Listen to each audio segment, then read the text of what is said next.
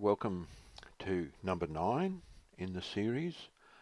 It's actually the second assessing options for drought recovery recording, but it is number 9 of these presentations we've done about assessing options for drought response and recovery.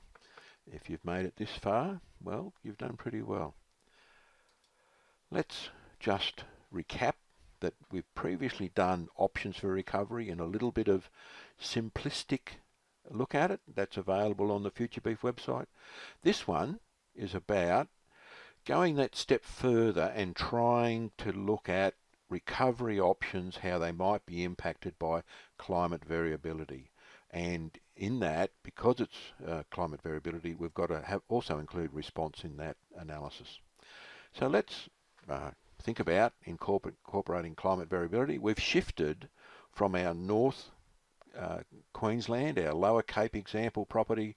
Now we've gone to the Central West, to a property near Longreach for this example, because that's where the climate's most variable in the state, and it might prove to be interesting to do this exercise there. So what we did to model this, we used the pasture growth model GRASP.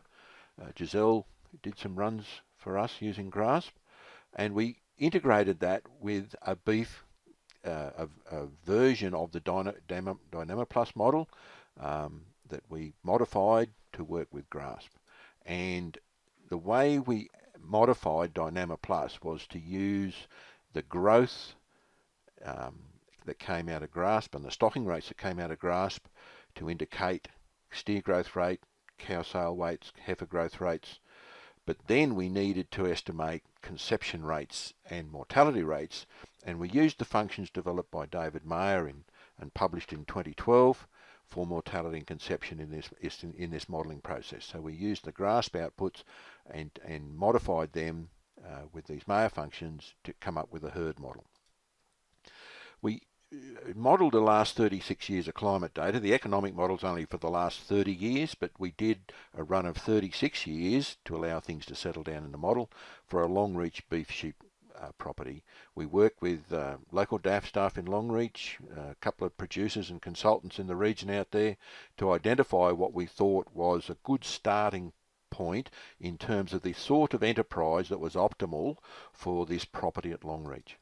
And we picked a property size of about 40,000 acres or 16,000 hectares, which is seen to be a typical sort of size out there. And it at a safe stocking rate, it ran about 1,000, 1,100 adult equivalents, or just under 10,000 DSE. So that was assessed as a safe stocking rate over time. Now, this is a fairly detailed analysis. There is a report that's available that describes every step of the process that we followed to come up with the results that I'm going to present in this presentation. So if you want to look at the absolute detail, the Central West Mitchell Grasslands Livestock Production Systems report with the authors of Bowen, Chudleigh, Wish and Phelps is available on the Future Beef website. Now, let's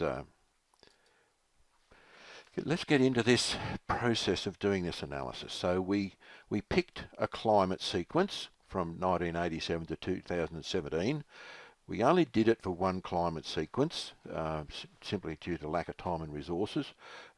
Obviously, you could do it for any set of years for any location, but we just picked the most recent because then we might be able to remember what happened in those years and compare it to the outputs of the model. So over that period of time, we ran the GRASP model and we estimated the total annual pasture growth and the total standing dry matter at the start of each year. So you can see from the late 1980s through until 2017, there were some very low periods of pasture growth and some very good periods of pasture growth, and there were periods where there was a lot of total standing dry matter in the paddock, and there were periods when there was very little left standing in the paddock. So when we looked at that, we thought, okay, over this 36 year period, the 30-year period that we did our economic analysis over, there were basically 4 droughts, and there were sort of 4 recovery periods coming out of that. So in our previous analysis, we only did 1 drought, one recovery, simplified everything. This time we've got 4 of each. Now the question we sort of thought that we'd try to answer in incorporating this amount of variability is, if you've got that sort of variability in your climate and in your pasture production, what's the best way to achieve a sustainable and resilient beef business in that sort of conditions? And obviously we located it in the central West Mitchell grasslands because of the variability there, but some of the lessons will apply to other regions as well. To look at how that variability is managed, we looked at 4 beef cattle grazing systems. They were all modelled using a starting safe pasture utilisation rate to set the adult equivalents based on the total standing dry matter on the May the 1st. So all of these 4 were set around a safe pasture utilisation rates. Now there were some issues that came out of that, but we'll discuss them later. And each of them had differences in destocking or restocking responsiveness. So we started with a safe pasture utilisation rate, but we set different strategies for destocking or restocking. So the first one was we modelled the safe stocking rate, which gave us a starting point, a conservative set stocking approach. Then we looked at a strategy of someone who wanted to retain their core herd so they could come out of a drought with their breeder herd intact. Now, that was a pasture management, a herd management strategy there, but we had to look at different ways of managing the herd to do the economics. So we set up a system where we sold down the steers first, which was automatically retain the breeders and the females, or compared that to a system of just selling down a mix of cattle across the entire herd, breeders, steers, weaners, whatever, to get our reduction in carrying capacity. So that was the comparison there. Then we looked at someone who was more responsive. They could go up to 30% increases in the number of cattle on the property in the better years, or up to 60% decreases in adult equivalent per year in those lower performing years. Our final management strategy was fully flexible, and we set that in the model to have no limitations on annual percent change in AE numbers, but it still started with this concept of an underlying safe pasture utilisation rate. So they're the 4 different management strategies we looked at. Now, for each one of those, we had to say there's going to be differences in the weight gains of the steers that are reflected by the different management strategies in response to the climate circumstances. So we said, okay, we will vary the supplementary or the drought feeding program according to the performance of the animal in the grass model. So we said stage 1 was just dry lick, stage 2 was dry lick and an energy source or whole cottonseed, and stage 3 was when the pasture collapsed, less than 300 kilograms dry matter per hectare, we fed hay. So if that stocking rate strategy or that herd management strategy led to a collapse in the pasture, in the paddock, they were fed hay. The safe stocking rate strategy is the first one we're going to look at. We set this up to be a long-term safe stocking rate. It resulted in the pasture condition, the quality of the pasture, the percent perennials, and land condition rating at the end of the 30 years being very similar to the start. So we wanted to have a sustainable, ongoing pasture condition that was as good a quality at the end as it was at the start. It was a reference point for the other scenarios. It was modelled to achieve the same number of steers in each year. The AEs will vary with growth though, so it was about the number of steers on the property in each year was basically the same, and we set the stocking rate to achieve that. So when we started with this highly variable pasture production in grass, how can we convert that to a number of adult equivalents in each year that met this safe stocking rate criteria? That's what we ended up with. We ended up with the same number of steers in grass, but because they had lower weight gain or higher weight gain, the total number of adult equivalents varied around about that 1100. The safe stocking rate was about that 1100, but that was what we ended up with in the model. So obviously when we looked at that, remember we had that bad drought there in the lead into the late 80s, early 1990s, and that led at the start of that model to stock losses plus low weaning rates, which because we started with that sequence of years, that's what we got. So we weren't allowed to purchase cattle in that model.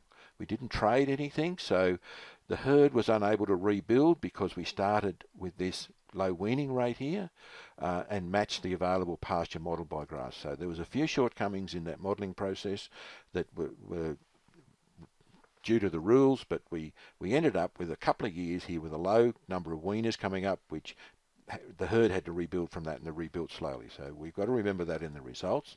So we were unable to reduce or increase numbers. And in this safe stocking rate, because he wanted to maintain the same number on the property over the year, the manager was allowed to feed hay in the drought. This provided a very risky outcome, which we can see here in our cash flow for this property, where in that early years there was a huge amount of hay fed because there was a huge crash at the start, and the property basically never, while it was rebuilding the herd, it really didn't recover from that, and then they got the bad drought at the end where it started to feed hay again. So this made this safe stocking rate strategy a very risky outcome over this climate sequence.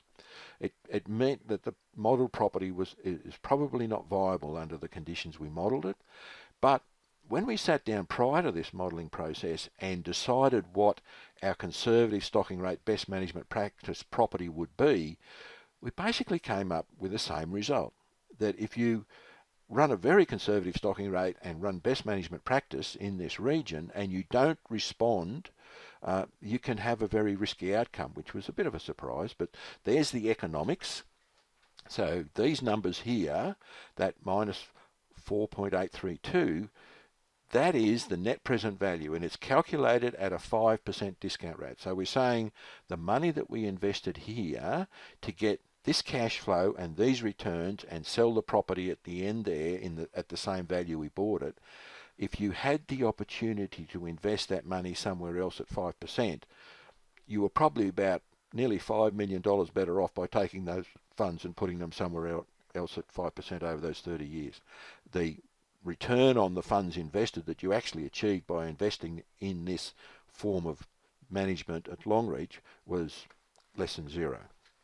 So that's the outcome for our safe stocking rate. But as I stated, it was set up as a starting point, but it was the only interest we got out of that was that it sort of matched a conservative approach that we designed when we started. The next one we looked at was retain the core herd strategy, which is we've got to have our breeders on hand when we come out of the drought to rebuild the numbers. So this was we modelled this strategy to allow more flexibility in stock numbers, but retaining a core breeding herd in drought to allow more rapid recovery. So the annual changes in numbers were limited to 10% increases in the better years, so they could accumulate over time if you had a series of better years, and 20% decreases in the worse years because we wanted to retain our core herd. And over the 36 years, the changes in animal numbers were limited in total to 100% increase and a 25% decrease from the safe stocking rate. So there were still limits in total and annual limits. Now when you compare what grass predicted for the AEs on the property for these two, so we've got the number of adult equivalents on the property predicted by GRASP, and for the safe stocking rate, which is the blue one we saw before, fairly regular all the way across, and the retained core breeders that had this little bit more flexibility. So you can see it was allowed to reduce the numbers a little bit more. So we could have 20% decreases, which weren't allowed in our safe stocking rate, so it went down a little bit there.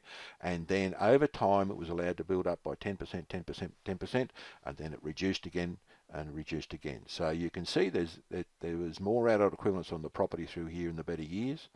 Now that, when we looked at the number of weaners produced in our model, you can see here that in the early years, because that safe stocking rate copped such a hiding, there were slightly less weaners there, but then retaining the core breeders produced a lot more weaners than the safe stocking rate.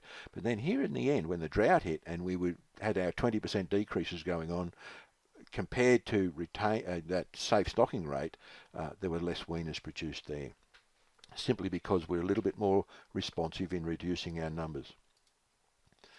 Let's think about this retained core breeders. Uh, when you're doing the economics of this, that retained core herd scenario that we modelled in GRASP, you can't compare that to the safe stocking rate scenario because they are two grazing management patterns, and what we need is within that retained core herd grass model is to compare two different ways of managing the herd so we don't confuse a herd management strategy with a pasture management strategy. So what the comparison became was either selling steers and retaining the breeders or selling a mix of females and steers was the comparison at the same level of grazing pressure applied by the overall grass model. So that was what we did. So retaining the core breeders sometimes produce more weaners. So if we look at our weaners per annum here, the number of weaners that we could produce, the retained herd structure or the retained core breeders. So the sort of orangey brown lines here, in the early years there's not a lot of difference, but here where you retained more breeders, of course you had a few more weaners coming through.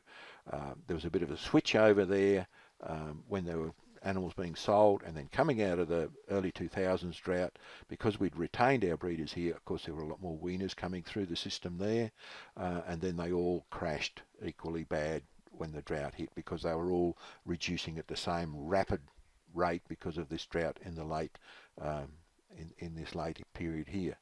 So sometimes produce more weaners, but sales. So let's have a look at our sales. So numbers sold and across these years. So the numbers sold was fairly regular. There was a few more being sold because you were producing more weaners and they were coming through and being sold. But then when there was this swap over in the due to these funny years in the early 2000s, there was a bit of a difference there. And then retained core breeders, total sales, there was a big number there and a few more here, a few more there. So there's but was that more profitable to have that pattern of weaning and that pattern of sales? So let's have a look at our cumulative cash flow for the two. You can see we had to feed hay there because we were retaining cattle on the property, being inflexible in our numbers. Our pasture quality and quantity went right down, so we fed hay because our idea was to retain our core breeders. Whether we retained the core breeders or retained the herd structure, we retained the same number of cattle on the property, so we had a hay feeding problem. That caused a lot of damage to the property. Then we got the better years where everything rebuilt, and then we fed hay again, so it crashed. The economics, basically, when you compare those two as an investment, they're almost identical. You start off at the same point, you end up at the same point, you basically have the same cash flow and costs and property value. They're identical. There's no difference in the economics. So the hay feeding strategy in drought matches the outcome for some producers. So people who said they fed hay had this sort of impact on their cash flow because it just spiraled out of control once they made that decision. So we're sort of suggesting here that the first two examples we've got are both fairly unresponsive in their management strategy, and there seems to be a price that is being paid here for being unresponsive. And that comment sort of holds whether it's modelled or not. We've had quite a few people say to us that feeding hay became a bit of a trap for them in terms of impact on their cash flow. So that's the thing that came out of that analysis. Let's move on to the drought responsive strategy where there's a little bit more response going on. So it's an attempt to model a more responsive strategy. The annual changes in cattle numbers were 30%, so a greater change up and a greater change down than we had previously. Over the 36 years, they're still limited to 100% and 75% decrease from the safe stocking rate. So there was limits in total and annual limits as well. No hay feeding if possible. We tried to set this up so that it really reduced the need to feed hay. Cattle went off the property before we got to the situation where they needed to feed hay. Let's have a look at the grass prediction for AEs on the property. This is just a line graph. So the drought responsive one, in the early years here, they were more responsive. They sold down more, and then they responded more quickly. So they got up to their total carrying capacity quicker than the retained core breeders one, which was limits on its ability to respond. And then here, where things changed around, as soon as things turned around, they were a bit more responsive and got to their numbers a bit quicker again. And then when the drought really hit, of course, they're more responsive again. So that's the difference in AEs predicted by GRASP in this modelling process. So the trouble with being drought responsive is that you cannot recover through natural increase. So if you sell out all your cattle right down to a low level, the drought responsive GRASP property total AE, and you look at the comparison here, the blue one is the number of AEs if you just let the cows and calves come back over time. So this is what GRASP is predicting is available on the property to be grazed, and this is what you graze if you just let your numbers build back over time. So there's all this available capacity foregone. So we need to fill that gap. This is not a very good idea in economic terms. We need to do something to fill that gap. So natural increase won't do it. We could purchase PTIC cows to rebuild our herd through here. We've sold our cow herd right down. Let's buy some back. Take stock on agistment. Trade cattle. Buy back the herd. These are the sort of things that we looked at before in our previous recovery presentation, but we're going to look at them now in terms of this drought responsive strategy where there's 3 or 4 response and recovery periods in here. And we make the point here we've not looked at sending breeders on agistment, as we expect the answer will be similar to the analysis we did in the previous presentation. Let's have a look at our cumulative cash flows for drought responsive strategies. They all start at the same point. Drought responsive strategy with natural increase, where you just let everything rebuild through natural increase over time. You can see you're not paying your bills, so eventually the property basically goes broke. It just, even though the numbers are coming back, the cash flow is heading in the wrong direction. Drought responsive with buy back the herd, so we go out and buy back a mixture of cattle, of steers, heifers, PDOC cows, PDE cows, whatever we sold, we buy back. That's that line there, and it has a significant dip there when you go out and buying these cattle. And you've got to trade cattle a little bit through here because you will sell again some cows there in the drought, and then you rebuild. But see, that's a pretty good outcome. Drought responsive with PDIC cows, where we just buy pregnancy tested in calf cows. That's that one there. You don't spend quite as much money, but you don't get quite as much return. Probably a small change in the assumption there would change that answer. Drought responsive with agistment income, where you take a cattle on agistment to fill that gap. Of course, it reduces the riskiness because you're not buying cattle. The cash flow is a lot better than these other strategies through that period of there, which is a considerable period of time. But then in those better years, the capacity to make more profit out of your own cattle shows up when you're just agisting cattle there, and it ends up here at this basically back to zero when you start. You've got your own cattle on the property, you haven't been very profitable through here, and then you start spending money on hay again. It drops it back to zero. The blue one is steer trading, where because these steers are more expensive, and we'll have a look at steer trading a little bit later on and the effect of that. You've got to outlay more money. There's quite a significant deficit there before the steer trading starts to improve the cash flow. And then, of course, over this whole period of time, while you're trading steers, you're also building your own herd back up, and there you start feeding them hay again. So that's the drought responsive. Let's have a look at the economics associated with the drought responsive. At the property level, the net present values. So natural increase, of course, is it's terrible. Drought responsive with PDIC cows, positive internal rate of return. So the capital that we invested here at the start and what we ended up with at the end is about nearly 2% return on our capital. Of course, that's less than 5%, so our NPV is still negative, but at least that is a positive return on capital. Herd rebuilding, 1.7, basically the same there. So trading cattle, there's a bit of risk there, but it's a positive outcome. So the point that we turn out here is there appears to be a need to take some risk. So the riskiness is measured by how far into debt you've got to go to get your cattle herd back. And it's quite significant, $1.5–2 million for some of these strategies that you're going to be hanging out to rebuild this herd. So if you want to get these positive returns in this system, there might be a necessity to take some risk. Previously, when we looked at agistment, it came up all right, but this is a different system here where you've got all these response and recovery periods for over that period, and the agistment there, where it's a bit more real world, doesn't work quite as well. The fully flex, the imaginary one, unlikely to be applied in the real world, and we'll see why that is. Still uses a safe pasture utilisation rate to set AEs based on the total standing dry matter. So it still starts with this idea that we have a safe pasture utilisation rate each year. No limitations on annual percent change in AE numbers. So in a drought, when we're going to remove nearly all stock, but then restock to the full capacity of the property as decided by GRASP um, in that year, but stock numbers can only be changed once a year in the model, which is a bit of a problem. So we applied the same recovery strategies to this fully flexible idea, the natural increase, purchase PDIC cows, adjustment, trading cattle, buying back the herd. Let's have a think about this fully flexible. So we're taking a lot more risk. Previously, a bit more risk gave us a bit more return. Does it work in this strategy?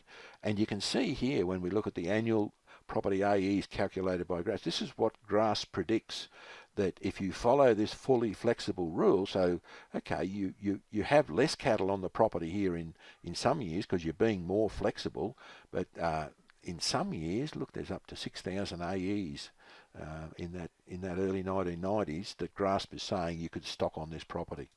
When we look at the cumulative cash flow arising from those different strategies, now there's a bit of a mixture here. There's some of the old ones, like the retained herd structure, the drought responsive one. Here's a fully flex one, buy back the herd. So if you buy sufficient, you buy back and sell and buy back and sell and buy back and sell to meet those grazing targets, you can see it's quite risky buying back the herd.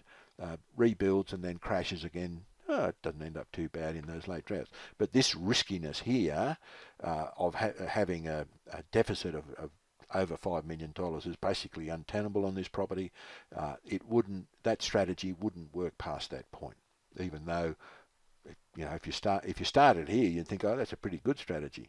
But no, over the 30 years, with all that risk involved of climate variability, it doesn't. It's going to crash out. It's really going to be terrible.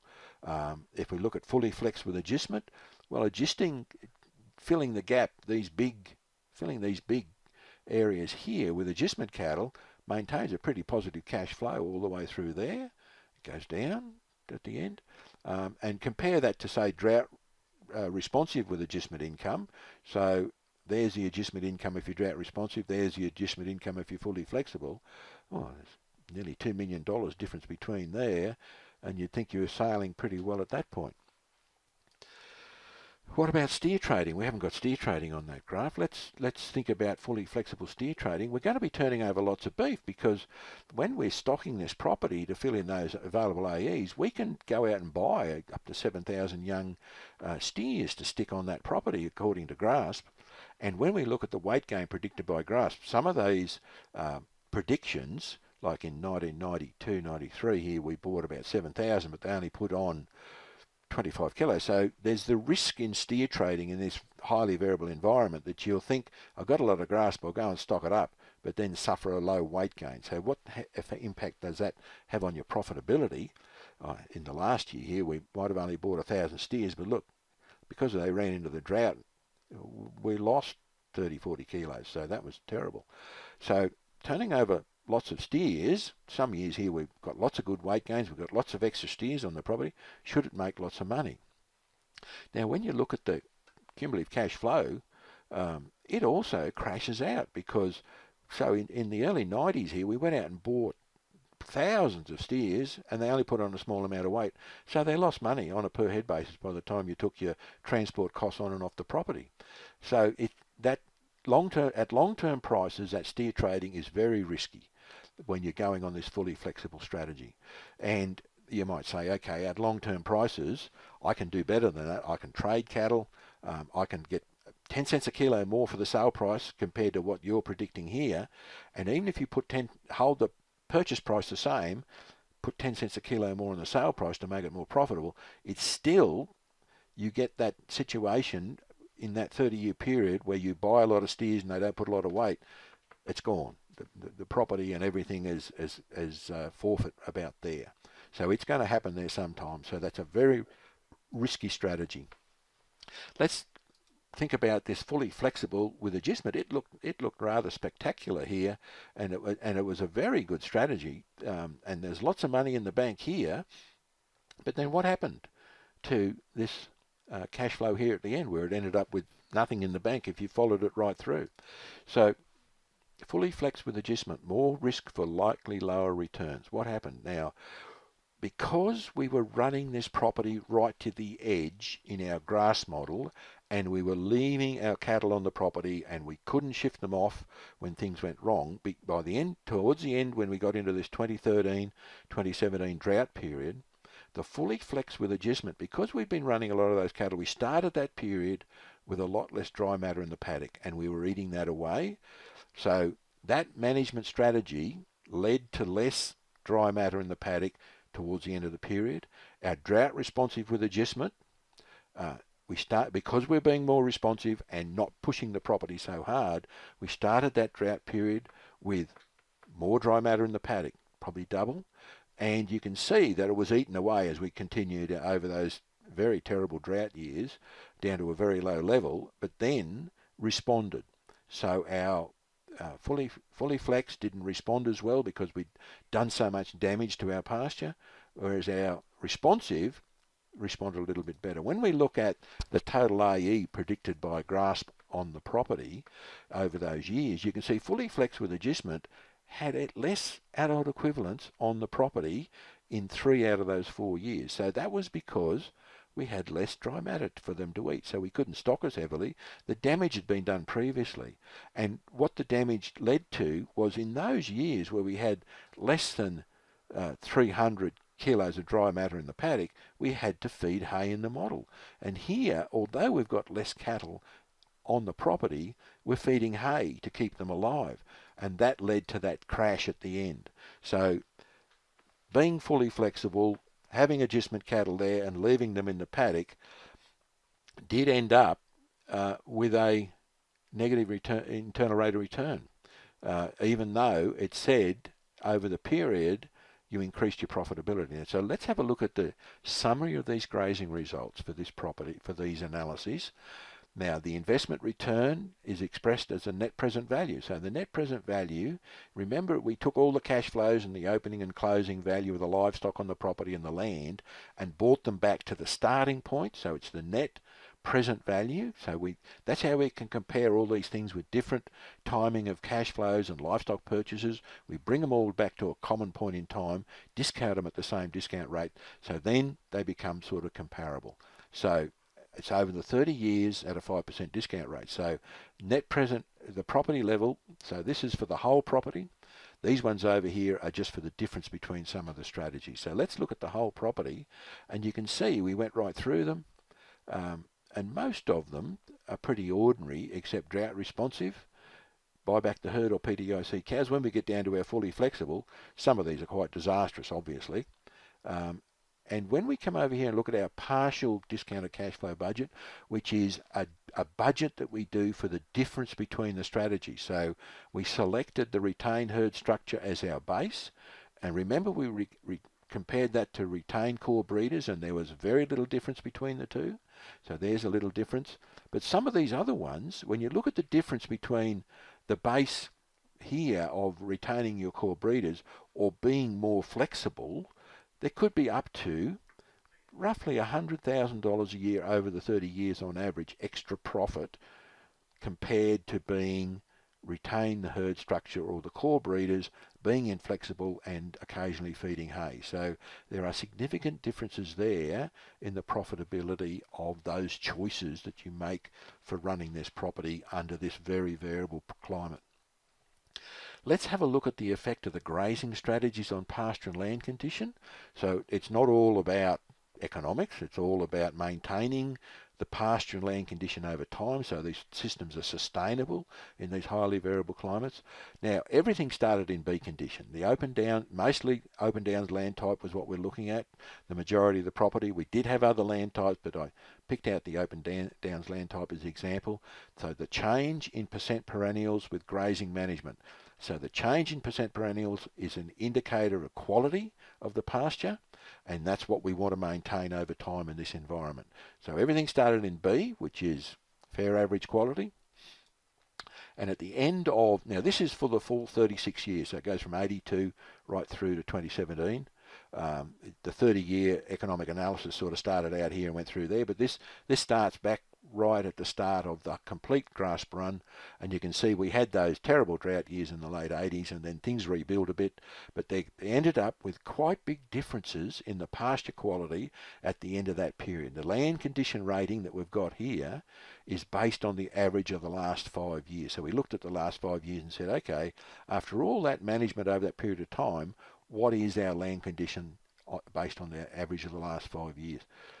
So to test whether these trend lines were significantly different to just zero, to show whether they were significant, we did a little bit of statistics, and we came up with this safe stocking rate that crashed away there due to the drought but then built back.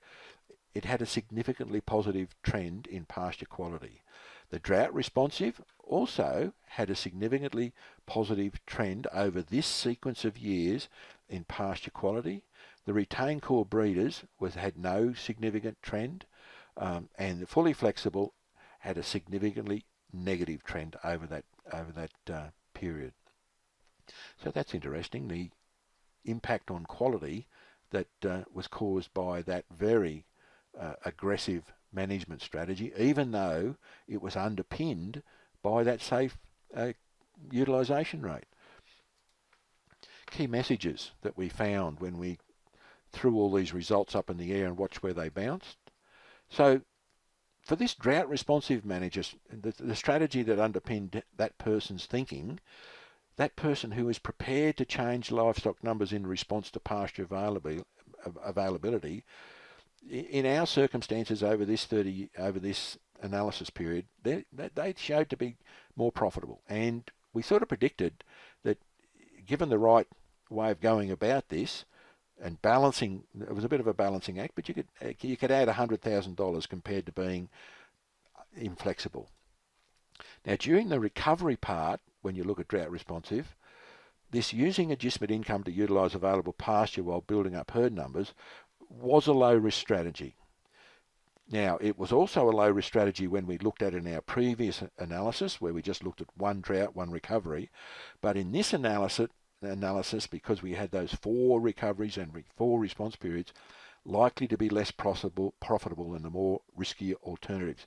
And we think that is a better indicator of what might happen in the real world than our previous example.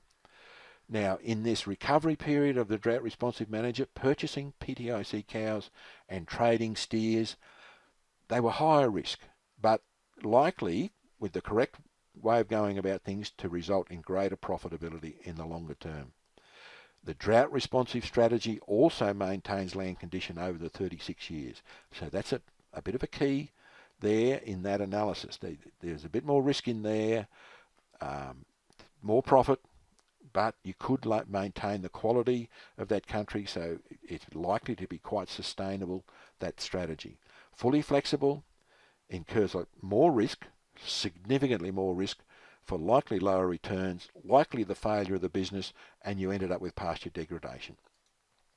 Even though it had hidden inside it that safe utilisation rate. So you've got to do more than just set a safe utilisation rate when you're stocking these properties. Safe stocking rate and retained core herd. The first 2 strategies we looked at, we said safe stocking rate was only setting the pattern. Retained core herd, both of these we predicted them to be unresponsive in their management strategy, in that they wanted to retain cattle, they took the risk on feeding hay. Over that period of time that we looked at, they're likely to result in poor profitability, even though they might be less risky. In the end, the lower profitability over that 30 years makes the property more likely to fail, so they could be seen as more risky. More drought feeding and inability to utilise extra feed in good times was the problem there. Now, that's all pretty wonderful graphs and wonderful numbers, but there are significant limitations on applying these integrated grass bioeconomic models. Just let ourselves remind that this is a modelling exercise and there is real limitations. So One of the problems we struck in this, that the stocking rate can be reset a number of times each year in the real world, but only once in grasp. So that caused those problems that we saw where we were running out of pasture. Some of the management strategies would lead to that in the real world, but other times it was a problem. So there's no feedback to grasp from the herd model. So when things were going on in the herd model, that wasn't reflected in the starting point of the next grasp run. So there's a little bit of discontinuity there in the way this is modelled, and that led to a few problems. So the underpinning thing about grasp is it's a pretty good model, but it does still suffer from a lack of data on rates of pasture decline and improvement. So we're using other rules to predict how quickly this pasture quality will decline under these grazing strategies and how quickly they will improve. So there's a lack of data underpinning those assumptions. We think they're pretty good for this Mitchell grass country, but you've got to remember there is a lack of data. And animal live weight gain predictions rely largely on what we think will happen in that environment under those conditions. A lot of the locals agree with what we've said, but they are user defined, so that could lead to problems in that modelling process as well. But even so, we say there's a lack of data and there's problems, but even getting more data and rebuilding the model and enhancing it, the economic reality faced by these people in this highly variable climate, there's got price risk, they've got climate risk, they've got all sorts of risks going on out there, and you can't model that sort of reality in these sorts of models. So there's not a lot of point in enhancing these models much more. They give us, what they do is they give us a starting point for conversations about options and opportunities. They don't give us answers. So it can point out the most likely set of options but not give answers. That's the end point of these models. No matter how fancy you make them and no matter how much money you spend on them, they really only end up being a conversation starter. Let's summarise our recovery strategies. Considering the results of an analysis based on the circumstances of another property.